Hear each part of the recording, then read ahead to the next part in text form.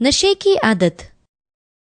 और दाखरस से मतवाले न बनो, क्योंकि इससे लुचपन होता है, पर आत्मा से परिपूर्ण होते जाओ।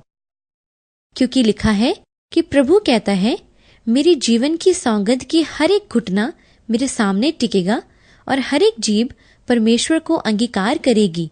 सो हम में से हर एक परमेश्वर को अपना अपना लेखा देगा।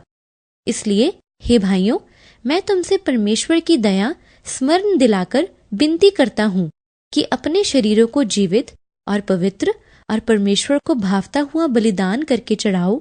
यही तुम्हारी आत्मिक सेवा है।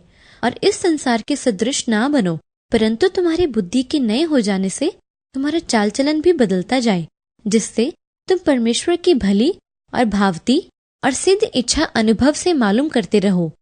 क्या तुम नहीं जानते कि अन्यायी लोग परमेश्वर के राज्य के वारिस ना होंगे?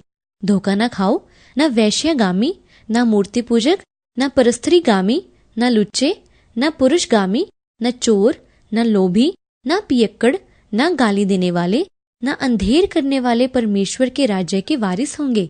और तुम में से कितने ऐसे ही थे, परंतु तुम प्रभु यीशु मसीह के नाम से और हमारे परमेश्वर के आत्मा से धोए गए और पवित्र हुए और धर्मी ठहरे। सब वस्तुएं मेरे लिए उचित तो हैं, परंतु सब वस्तुएं लाभ की नहीं। सब वस्तुएं मेरे लिए उचित हैं, परंतु मैं किसी बात के अधीन न होऊंगा। ऐसे ही तुम भी अपने आप को पाप के लिए तो मरा, परंतु परमेश्वर के लिए मसीह यीशु में जीवित समझो। इसलिए पाप तुम्हारे मरणहार शरीर में राज्य ना करे कि तुम उसकी लालसाओं के अधीन रहो, और ना अपने अंगों को अधर्म के हथियार होने के लिए पाप को सौंपो, पर अपने आप को मरे हुओं में से जी उठा जानकर परमेश्वर को सौंपो, और अपने अंगों को धर्म के हथियार होने के लिए परमेश्वर को सौंपो। सो यदि पुत्र तुम्हें स्वतंत्र करेगा, तो सचमुच तुम स्वतंत्र हो जाओगे। दाखमधु ठट्टा करने वाला और मदिरा हल्ला मचाने वाली है। जो कोई उसके कारण चूक करता है, वह बुद्धिमान नहीं। जो अपने अपराध छिपा रखता है, उसका कार्य सफल नहीं होता, परंतु जो उनको मान लेता और छोड़ भी देता है, उस पर दया की जाएगी। यदि हम कहें कि हम में कुछ भी पाप नहीं, तो अपने आप को धोखा देते हैं और हम में सत्य नहीं।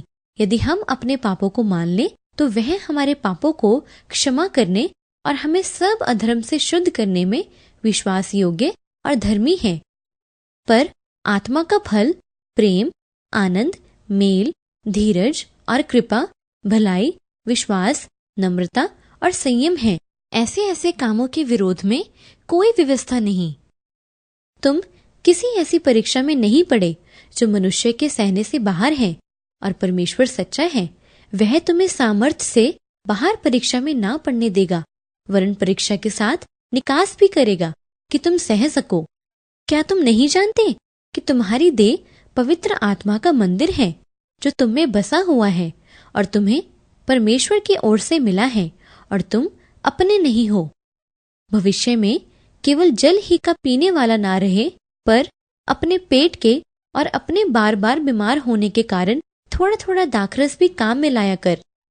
और दाखरस से मतवाले न बनो, क्योंकि इससे लुचपन होता है, पर आत्मा से परिपूर्ण होते जाओ, ताकि भविष्य में अपना शेष शारीरिक जीवन मनुष्यों की अभिलाषाओं के अनुसार नहीं, वरन परमेश्वर की इच्छा के अनुसार व्यतीत करो। क्योंकि अन्य जातियों की इच्छा के अनुसार काम करने और लुचपन की बुरी अभिलाषाओं, मतवालापन, लीला क्रीड़ा, पियक्कड़पन और घृणित मूर्ति पूजा में जहाँ तक हमने पहले से समय गंवाया, वही बहुत हुआ। इससे वे अचंबा करते हैं कि तुम ऐसे भारी लुचपन में उनका साथ नहीं देते, और इसलिए वे बुरा भला कहते हैं। पर वे उसको जो जीवितों और मरे हुओं का न्याय करने को तैयार हैं, लेखा देंगे। क्योंकि मरे हुओं को भी सुसमाचार इसीलिए सुनाया गया कि शरीर में तो मनुष्य के अनुसार उनका न्याय हो, पर आत्मा में वे परमेश्वर के अनुसार जीवित रहें। सब बातों का अंत तुरंत होने वाला है, इसलिए संयमी होकर प्रार्थना के लिए सचेत रहो।